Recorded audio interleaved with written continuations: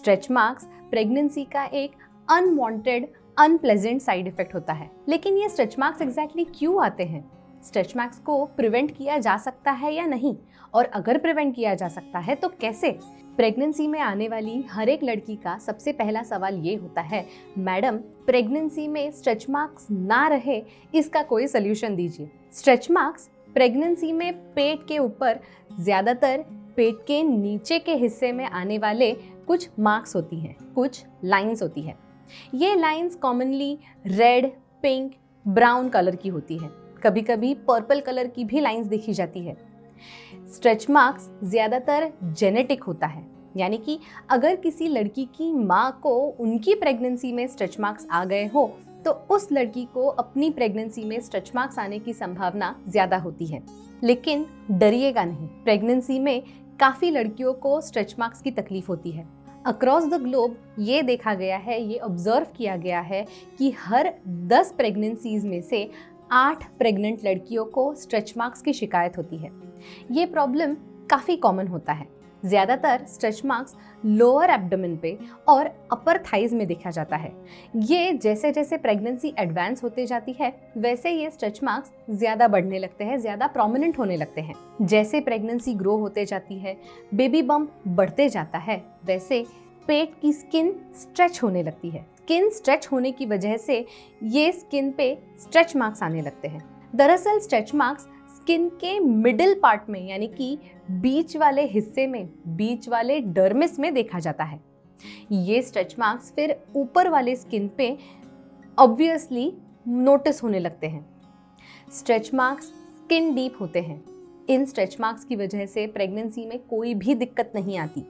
बच्चे को stretch marks की वजह से कोई हानि नहीं पहुंचती। स्ट्रेच मार्क्स का प्रेगनेंसी वेट गेन से डायरेक्ट ताल्लुकात है। प्रेगनेंसी में वजन बढ़ना तो जायज़ है। हर लड़की का प्रेगनेंसी में वजन कुछ हद तक ज़रूर बढ़ता है। लेकिन अगर ये वजन बहुत तेज़ी से बढ़ने लगे, प्रपोर्शन से ज़्यादा बढ़ने लगे, तो उन लड़कियों में स्ट्रेच मार्क्स दिखने की संभावना अधिक हो जाती है। ऑन एन एवरेज प्रेगनेंसी में 10 से 12 या कभी कभी 13 किलो तक का वजन बढ़ना कॉमन होता है। लेकिन अगर उससे ज़्यादा वजन बढ़ जाए तो उन औरतों को प्रेगनेंसी में स्ट्रेच मार्क्स दिख सकते हैं। जैसे जैसे वजन बढ़ने लगता है वैसे स्किन स्ट्रेच होने लगती है और धीरे धीरे कर स्किन में इचीनेस यानी कि खुजली शुरू हो जाती है। खुजली स्ट्रेच मार्क्स का पहला सिम्टम होता है। जैसे जैसे प्रेगनेंसी बढ़ने लगती है, बेबी बम्प बढ़ने लगता है, वैसे स्किन में ड्राइनेस भी ज़्यादा महसूस होती है। ड्राइनेस की वजह से प्रेगनेंसी की इचिंग या फिर प्रेगनेंसी में इचिंग होना, पेट में डिस्कम्फर्ट महसूस होना बहुत ज़्यादा कॉमन होता है। इसी ड्राई स्किन में धीरे धीरे कर स्ट्रेच मार्क्स डेवलप हो जाते हैं। ये स्ट्रेच मार्क्स औरत के स्किन कलर पे भी डिपेंड करते हैं। अगर किसी औरत की स्किन काफ़ी फेयर हो तो उनमें स्ट्रेच मार्क्स बहुत ही प्रोमिनेंटली देखे जाते हैं। ज़्यादातर औरतों में रेड, पिंक, ब्राउन ऐसे कलर के स्ट्रेच मार्क्स दिखते हैं। कुछ औरतों में पर्पल कलर के स्ट्रेच मार्क्स भी देखे जाते हैं। अनफॉर्चुनेटली स्ट्रेच मार्क्स को पूरी तरह से प्रिवेंट नहीं किया जा सकता, लेकिन स्ट्रेच मार्क्स कई बार ड्राई स्किन की वजह से होता है। तो ड्राई स्किन को टैकल करने का एक सुझाव मैं ज़रूर देना चाहूँगी। कुछ क्रीम्स होते हैं, कुछ ऑयल्स होते हैं जो स्ट्रेच मार्क्स पूरी तरह से प्रिवेंट करने का दावा देते हैं। दरअसल ये ऑयल्स, ये क्रीम्स आपकी ड्राई स्किन को एड्रेस कर रहे हैं।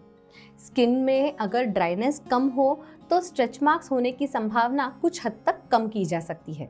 इसी ड्राई स्किन को टैकल करने के लिए आप regular oil, regular coconut oil, regular moisturiser का भी इस्तेमाल कर सकते हैं।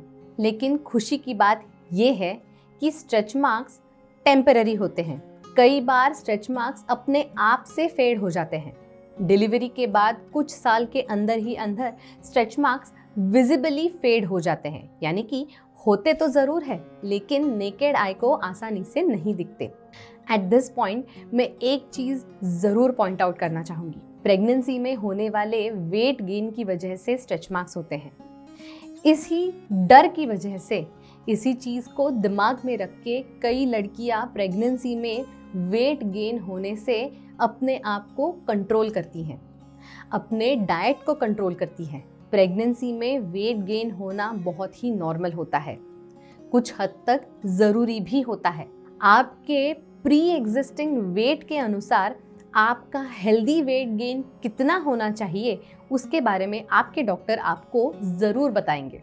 आपके प्री प्रेगनेंसी वेट के अनुसार आपको प्रेगनेंसी में कितना वज़न गेन करना नॉर्मल है, एक्सपेक्टेड है या एक्सेप्टेबल है, इसके बारे में अपने गायनेकोलॉजिस्ट से ज़रूर बात करें। प्रेगनेंसी में डेवलप होने वाले स्ट्रेच मार्क्स के डर से प्रेगनेंसी के दौरान वेट लूज करने का प्रयास ना करें। बच्चे की हेल्दी ग्रोथ के लिए, बच्चे की ग्रोथ अच्छी तरह से होने के लिए आपके शरीर में अच्छी मात्रा में पोषण होना बहुत ही ज़्यादा ज़रूरी होता है। आपका हेल्दी न्यूट्रिशियस डाइट बच्चे के अच्छे सेहत के लिए, बच्चे की अच्छी ग्रोथ के लिए बहुत ही ज़्यादा ज़रूरी होता है। इसीलिए प्रेगनेंसी में कैसे खाना चाहिए, क्या क्या खाना चाहिए, उसके बारे में अपने गायनेकोलॉजिस्ट से ज़रूर बात करें और डाइट इन प्रेगनेंसी का हमारा वीडियो ज़रूर देखें। इस वीडियो के डिस्क्रिप्शन में आपको उस वीडियो की लिंक मिल जाएगी। Thank you.